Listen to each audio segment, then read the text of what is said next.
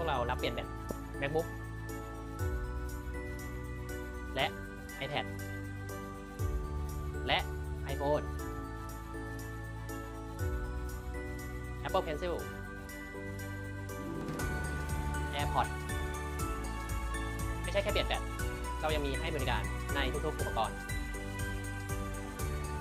ของ Apple